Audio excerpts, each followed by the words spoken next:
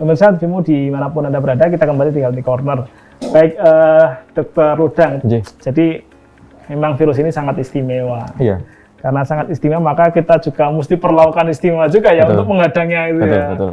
Tadi tenaga kesehatan juga saya kira luar biasa ya Mbak Tia. Iya. Ini apa namanya?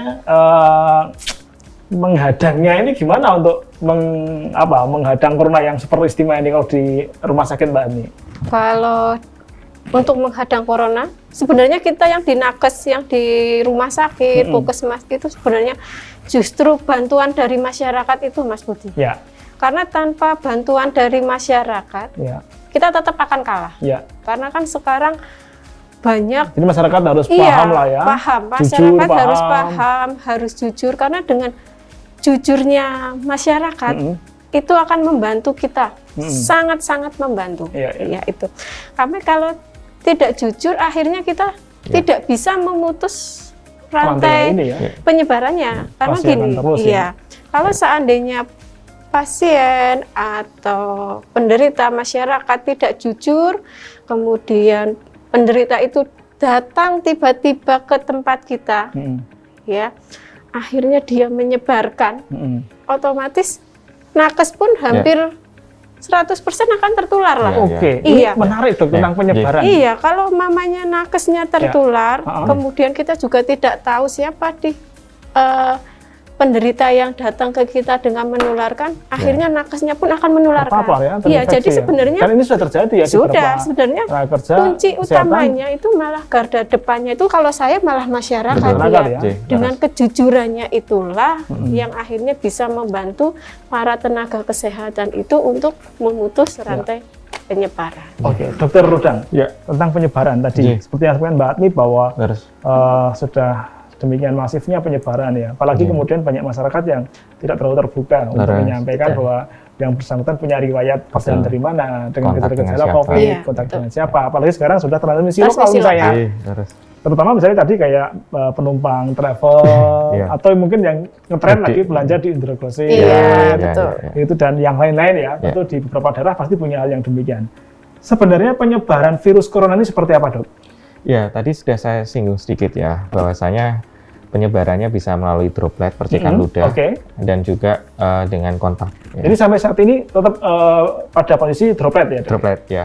Walaupun pada kondisi tertentu di rumah sakit, semisal kita melakukan tindakan yang bisa memicu aerosol, maka kewaspadaan standar yang kita gunakan adalah kewaspadaan yang aerosol. Aerosol itu lebih ringan, karena kalau droplet itu kan ada ludah yang mana virus itu bisa nempel di situ, dia bonceng, agak berat sehingga cepat turun ya. Sedangkan aerosol itu lebih ringan karena dia nggak ada boncengannya, sehingga dengan demikian kita bisa artikan di lingkungan luar di udara itu jauh lebih bertahan lama yang aerosol. Karena kalau yang droplet cepat jatuh ya, gravitasi. Jadi kayak orang dengan tubuh gede sama yang slim gitu. Antara jatuhnya kan beda, bunyi jatuhnya beda ya dok ya. Betul. Sehingga kita di awal mulai dari UGD atau di rumah sakit tindakan-tindakan pemicunya termasuk pengambilan spesimen tadi, batuk, bersin, muntah itu juga mempunyai kewaspadaan aerosol.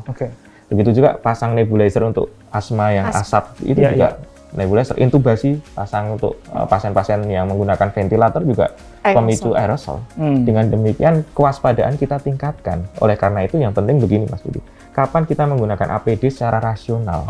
Tapi saya cukup setuju tadi dan sangat mendukung Mbak Adni bahwasanya kuncinya garda depannya itu di masyarakat. Masyarakat itu mohon dengan sangat tetap berada di rumah, karena virusnya tidak akan jalan-jalan kalau tanpa kita yang menjalankan. Terus yang kedua adalah keterbukaan. Sekarang ini APD sudah mulai menipis karena kita sudah 2 bulan jalan seperti ini. Artinya kenapa harus ada keterbukaan? Masyarakat mohon lebih jujur, pastikan apa yang dialami itu dijelaskan secara runtut. Tidak perlu khawatir karena Undang-Undang Kesehatan juga mengatur rahasia informasi dari pasien itu akan terlindungi dan kita tidak akan mengumbar si A, si B, si C itu kena COVID dan seterusnya. Karena itu ada rahasia atau istilahnya hak dari pasien. dan itu dilindungi undang-undang. Artinya rumah sakit juga mengawal itu, dokter juga paham itu. Dengan demikian keterbukaan itu menjadi kunci. Jangan sampai ada yang ditutupi, walaupun kita akui stigma di masyarakat untuk kasus ini luar biasa. Berat itu yang tidak, stigmanya itu yang mungkin tidak bisa kita bayangkan mengapa masyarakat itu sekarang seperti ini itu ya karena stigmanya. Baik untuk tenaga kesehatan maupun untuk pasien tadi. Betul, Laras. Seperti itu Mas Budi. Oke, di beberapa awal kan penularan ini kan dari, kalau nggak salah dari hewan ke manusia ya, di awalnya ya. Lalu kemudian manusia ke manusia. Ada mungkin nggak kemudian manusia ke hewan yang lain gitu, Dok? Sejauh ini belum ada penelitian lebih detail penyebarannya. Tetapi yang menarik di Eropa dan di Amerika itu binatang-binatang piaraannya itu kalau di swab itu ada virus. Ada. Seperti kucing, anjing itu juga ada. Kalau yang pengalaman di ini, Dok, apa itu? Kebun binatang itu ada juga. Itu harimau, ternyata kan dia juga positif corona. Kemudian kan sedang diteliti ya, Dok, ya. Istilahnya apakah itu dari manusia yang memelihara, istilahnya kita pawangnya, atau emang itu mutasi baru lagi? Ya, seperti itu. Ini mengenai mutasi, Dok. Saya kira sudah sangat beredar di media sosial mengenai mutasi virus ini yang luar biasa cepatnya gitu ya. Sebenarnya mutasinya seperti apa sih, Dok, kemudian virus ini gitu? Ya, tadi di segmen pertama saya sampaikan keunikan dari virus ini kan RNA. RNA itu single, artinya kalau dia replikasi itu memperbanyak diri. Itu karena dia untai single atau untai tunggal. Maka ibaratnya kalau kita lihat di kereta api double track itu cuma satu kereta yang lewat. Artinya ada kesalahan di sini tidak ada yang koreksi. Tapi kalau double track DNA itu kereta lewat bareng gini saling melengkapi. Oh, punyamu salah, punyaku salah. Itu bayangan analoginya yang mudah. Nah, karena di RNA dia mudah mutasi. Nah, cuma yang patut kita syukuri saat ini ya, baru 2 minggu yang lalu dipublikasikan itu kejadian mutasinya itu memang terjadi dan itu alamiah, tidak perlu ditakutkan karena ini virusnya memang RNA. Seperti tadi saya sampaikan, RNA itu ya memang seringnya mutasi. Cuma masalahnya kan yang ditakutkan apakah mutasi ini punya pengaruh pada keparahan virus? Apakah mutasi ini mempengaruhi percepatan penyebarannya, ataukah mutasi ini sudah mengganggu sampai terapi sampai vaksin? Ini yang menjadi perdebatan. Tapi sejauh ini bisa saya jawab, titik mutasi dari sekian banyak genom yang ada di dunia ini itu sudah diteliti tidak pada tempat-tempat properti dari virus yang signifikan fungsinya.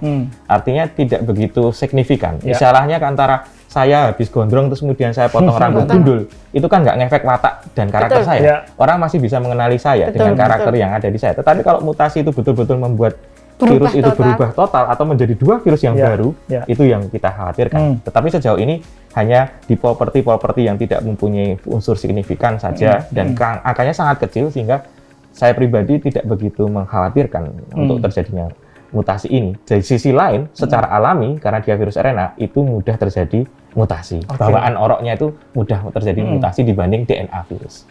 Seperti itu Mas Budi. Iya, menarik ya karena emang virus ini sangat istimewa sekali ya. Begitu mudahnya dia melakukan mutasi gitu ya. Dan tadi Dr. Ludang menyatakan dengan logika yang sangat sederhana yang sangat enak kita pahami mengenai seperti kayak kereta tadi itu ya. Double track bisa koreksi gitu ya.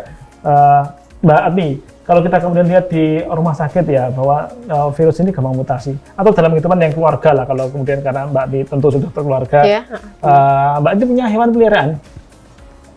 Punya kucing. Dan saya kira hampir semua orang punya hewan peliharaan ya. Rata-rata mesti punya burung, kucing ya atau binatang yang lain ya.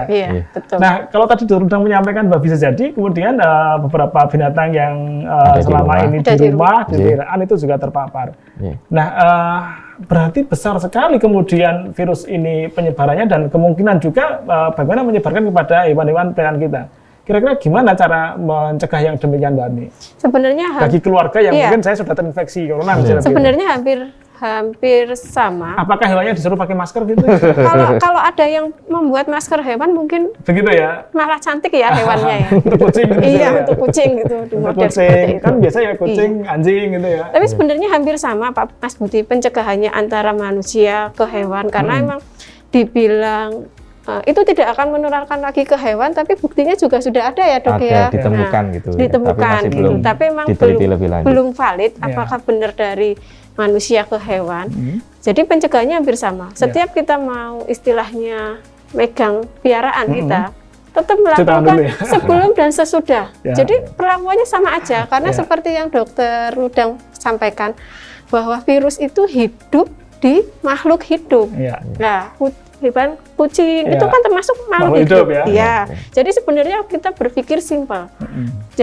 Dengan kita berpikir simpel, akhirnya kita pun akan menemukan solusi yang gampang, sederhana. Solusinya kita diskusikan setelah segmen yang berikutnya, Mbak Andi. Baik, pemirsa TVMU, kita akan kembali selepas yang satu ini.